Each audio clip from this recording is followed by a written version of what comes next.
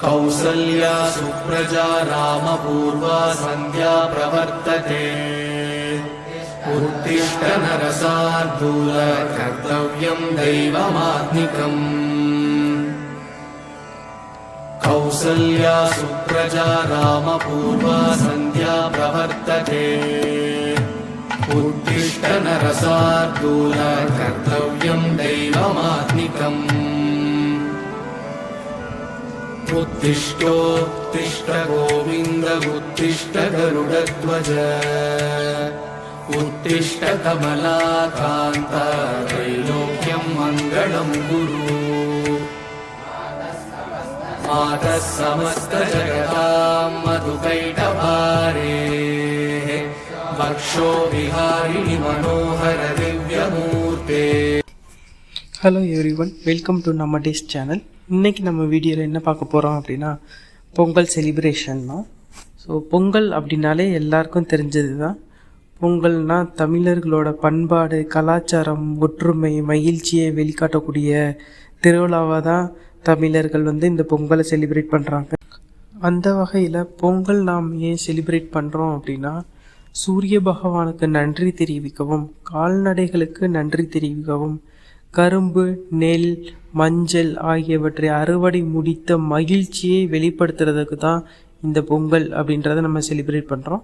இன்னும் சொல்லப்போனால் இது பொங்கல் திருவிழான்னு சொல்கிறத விட விவசாய திருவிழான்னு தான் சொல்லணும். ஏன்னா முக்கியமான விவசாயிகளுக்கு நன்றி தெரிவிக்கிற விதமாக தான் இந்த பொங்கல் திருவிழாவே செலிப்ரேட் பண்ணுறோம். முதல் திருவிழான போகி பண்டிகை. போகினாலே பழையன கழிதலும் புதியன பூதலும் தான். இரண்டாவது நாளை நம்ம தை பொங்கல்னு சொல்லுவோம். அது சூரிய பகவானுக்கு நன்றி தெரிவிக்கிற விழாவாக கொண்டாடுறோம். மூன்றாவது நாள் மாட்டுப்பொங்கல். மாட்டுப்பொங்கல் மாடுகளுக்கு நன்றி தெரிவிக்கிற விதமாக மாட்டுப்பொங்கலை கொண்டாடுறோம். நான்காவது பொங்கல் காணும் பொங்கல். இது உறவினர்கள், நண்பர்கள் அனைவரும் ஒன்று கூடி மகிழ்ச்சியை வெளிப்படுத்துறதுக்கான திருவிழாவாக காணும் பொங்கலை நம்ம செலிப்ரேட் பண்ணுறோம்.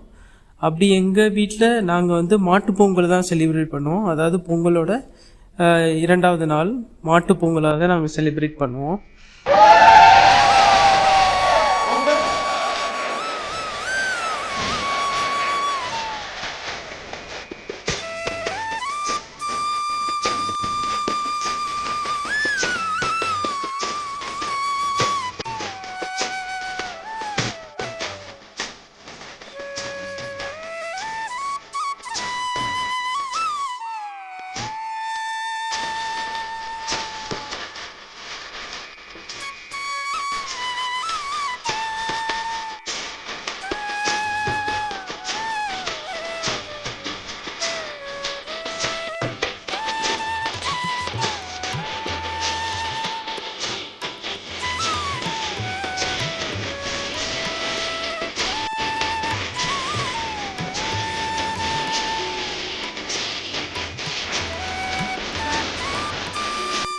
விவசாயத்தை காப்போம், விவசாயிகளை போற்றுவோம் என்று சொல்லி இந்த வீடியோவை நான் முடிக்கிறேன்.